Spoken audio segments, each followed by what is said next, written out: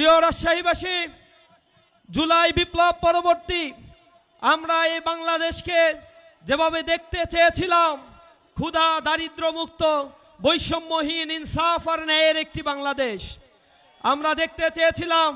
এই সমাজ ব্যবস্থায় আমার মায়ের অধিকার প্রতিষ্ঠিত হবে, আমার বোনেরা বাংলাদেশের টেকনাফ থেকে তেঁতুলিয়া পর্যন্ত হেঁটে যাবে, তার অন্তরে আল্লাহ ছাড়া আর কারো ভয় থাকবে না।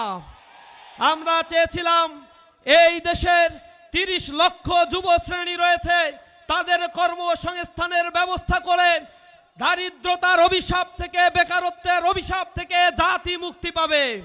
আমরা চেয়েছিলাম প্রবাসে যারা শ্রমিক হিসেবে কাজ করে তাদের যথাযথ মর্যাদা এই সমাজে নিশ্চিত হবে। আমরা চেয়েছিলাম এদেশে কারিগরি শিক্ষার উন্নয়ন সাধনের মধ্য দিয়ে শিক্ষা ব্যবস্থার আমূল পরিবর্তন করে এ রাষ্ট্রে কাঠামোতে কর্মমুখী একটি জনগোষ্ঠী গড়ে তোলা সম্ভব হবে। আমরা চেয়েছিলাম বাংলাদেশের প্রত্যন্ত অঞ্চলে চাঁদাবাজ মুক্ত একটি ব্যবসা বাণিজ্যের পরিবেশ তৈরি হবে।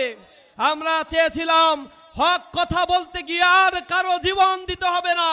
আমরা চেয়েছিলাম যে যার দলীয় আদর্শ মানুষের কাছে প্রচার করতে গিয়ে আমাদের হত্যা যজ্ঞে পরিণত করা হবে না।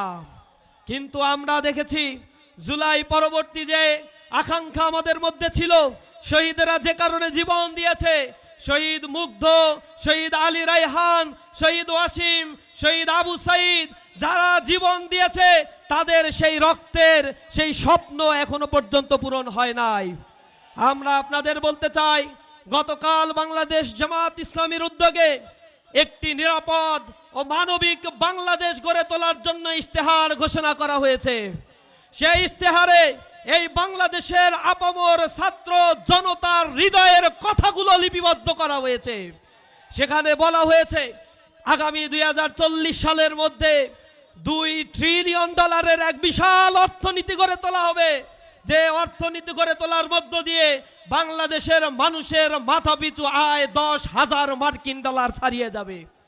বাংলাদেশে যে আয় বৈষম্য রয়েছে, 6 কোটি মানুষ যে দারিদ্র সীমার নিচে বসবাস করছে, এই 6 কোটি মানুষের কর্মসংস্থানের ব্যবস্থা করে দারিদ্র মুক্ত, ক্ষুধা মুক্ত একটি রাষ্ট্র গড়ে তোলা হবে।